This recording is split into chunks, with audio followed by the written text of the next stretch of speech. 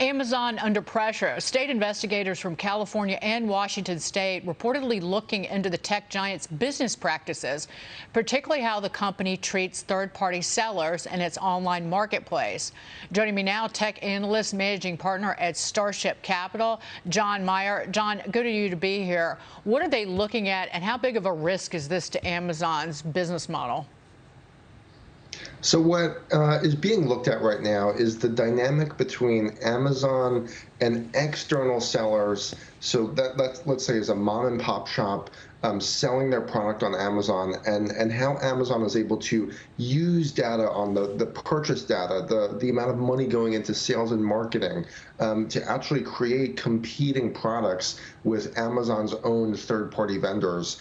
And the reason this is so key is that due to the fact that Amazon has so much data on both what consumers are buying as well as how third-party vendors are selling it, it's leading to the conclusion that it's a handful of very unfair business practices as it relates to these third-party vendors.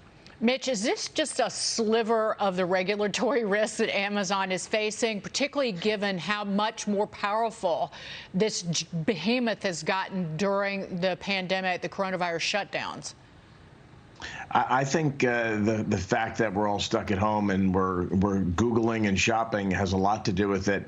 But if you look back in history and big conglomerates that have been created, they've been ultimately broken up by the government. And look at the breakup of AT&T as an example.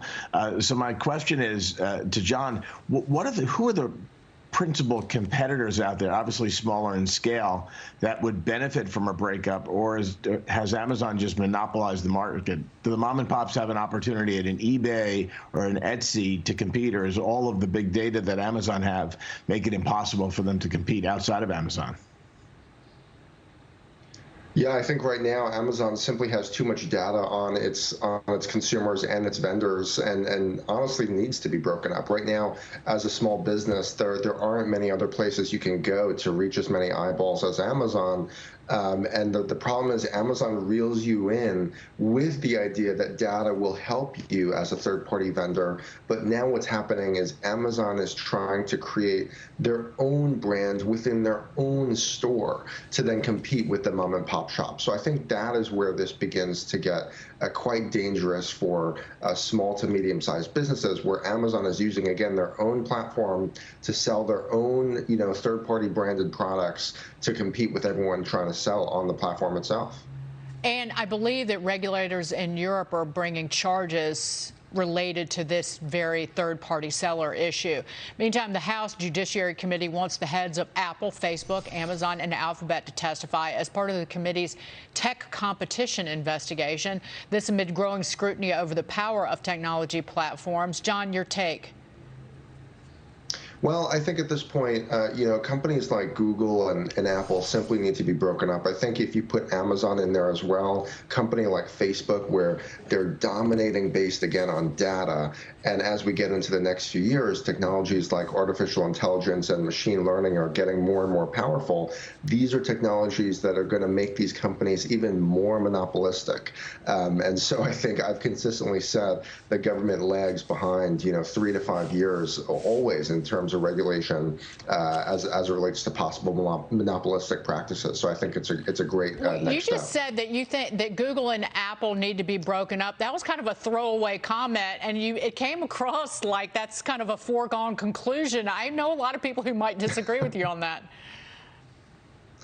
Yeah, well, if you look at the size of these companies and their scale and reach at this point, it's orders of magnitude larger than anything we've seen before.